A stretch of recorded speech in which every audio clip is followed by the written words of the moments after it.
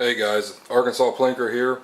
I've been doing a lot of pistol shooting lately, and I've been looking at different videos online about, sighting in pistols, this and that, with your common sights, with your, I guess you could say, factory sights that come on a pistol. You get into some of the aftermarket stuff. This might not apply directly towards it, but I've seen a bunch of videos and what I've learned over the past and seeing what people have put on there about sighting in a pistol, and there's so much of it that's just fluff and extra stuff that they're turning it more into a science than what it basically is. And right up here in front there's the seven basic fundamentals.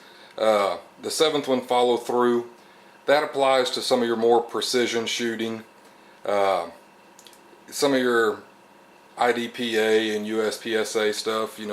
There is no follow through with that. It's all about quickness and speed.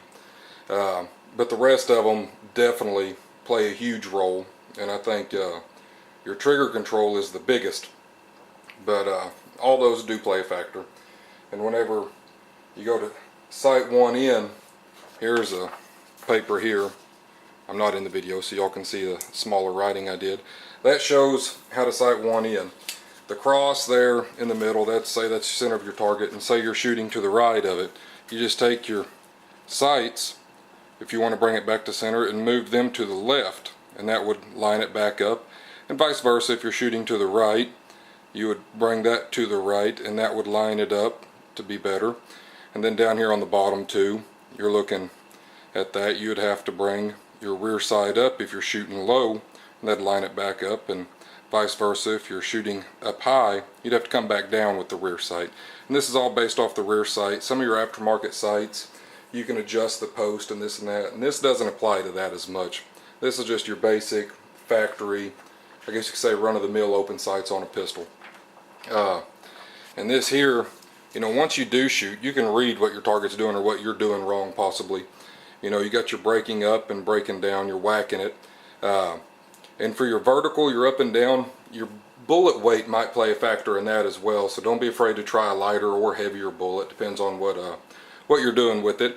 And this here is going to be your trigger torque, and too much finger on the trigger over here, and that you definitely want to just place your finger right there on your trigger. That's all you need, is just this part of it right there on it, and just squeezing or pulling it straight back, not putting your finger all the way in it and doing that. I mean, it's a constant thing you got to pay attention to until that becomes your normal muscle retention, until you just do it naturally every time. But like I said, here, reading your target to see what it does, after you adjust the sights, and that's one thing. And like I said, if you're shooting to the right, move your rear sight to the left, and vice versa. And this front page, that is for a right-handed shooter. If you're a left-handed shooter, completely flip it over, this on this side, vice versa.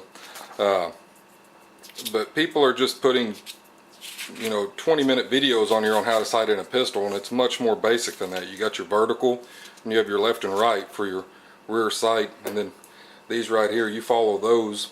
And like I said, the seventh one, the follow through, people might argue with it some, but like I said, unless you're doing some serious precision shooting, and sighting in a gun, I think, should be more precision than just going through on paper targets and shooting as fast as you can and just hitting a paper. But following those there would definitely get you accurate where you need to be anyways. But that's just my take on sighting in a pistol. Watch my videos, follow, share, all that stuff. Subscribe. This is Arkansas Plinker. Thanks.